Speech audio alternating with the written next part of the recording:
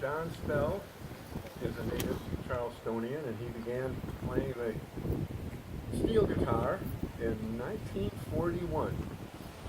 And when you hear him play, I'll use just a bit of a pun. You'll be under the spell of John Spell. It is absolutely spellbinding and magical. But I've created a little acronym for spell to describe what I think, or what is true about John Spell. SPELL, sustained performance excellence by a local legend. And I say sustained because when you play the steel guitar or the pedal steel guitar with the bar, you certainly can sustain and make the note last. But you've been playing since 1941, that I would say is definitely sustained. So for longevity, he definitely deserves the S, sustained.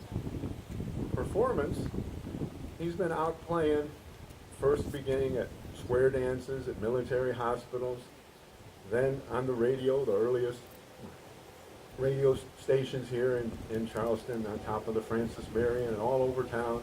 Then on TV, he was one of the first, or probably the first live music on the TV station here. And then every weekend, he told me just about every weekend, he played music, and it's my honor to have him playing with me in the Drifting Troubadours, and played at least once a month. So by that estimation, he's probably performed, calculating 3,000 or 4,000 gigs. So sustained performance. And next for E, excellence. There's a term that you don't throw around, or I don't throw around too easily. I don't imagine George passed out too many E grades. I consider a good musician who plays in tune and keeps time. So if you do that, then I think you're a good musician. But you got to go a little further to get to the excellence, to excel.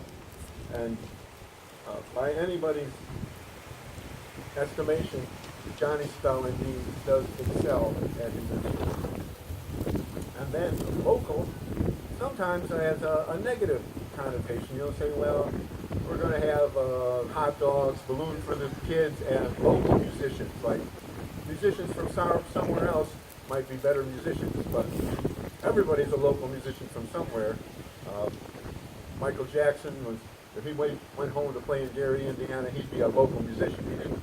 He went on to play somewhere else, but Johnny Spell chose not to do that. He stayed home in Charleston, and it was our gift to have him playing with us.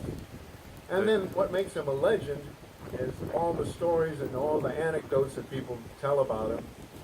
I personally remember the first time I heard him, I was in the parking lot of the Radar Club, and I heard that steel guitar, and I knew that I would feel at home in Charleston because they had some of the finest country music.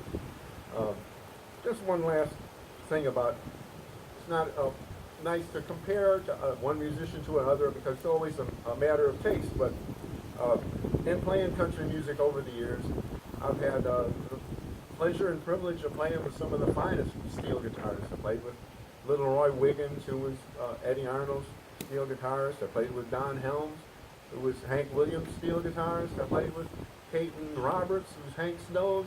You know, these are some heavy hitters of the steel guitar. And my favorite is the one and only Johnny Spell. So I say, indeed, sustained performance, excellent by a local legend. The one in that spells Johnny Spell. Please give it up for Johnny Spell.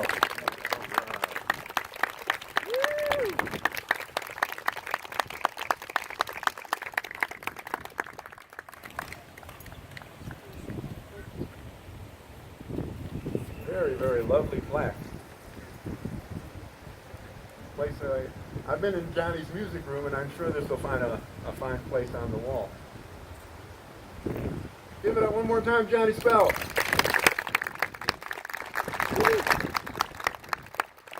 Thanks a million. I was noticing that one of the former inductees was Mr. Fred Saback. I think he would probably be proud of one of his students to get an award today.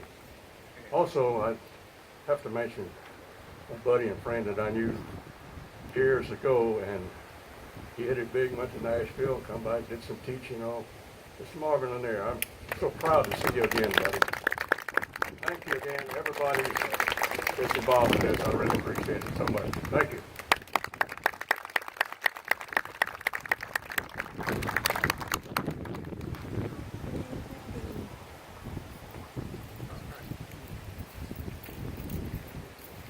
It's my honor to be the induction speaker for Mr. Richard Weatherford. Richard Weatherford is a former policeman in the cities of Atlanta and Charleston, and he's also a former fireman here in Charleston. He opened the Sand Dollar nightclub, social club,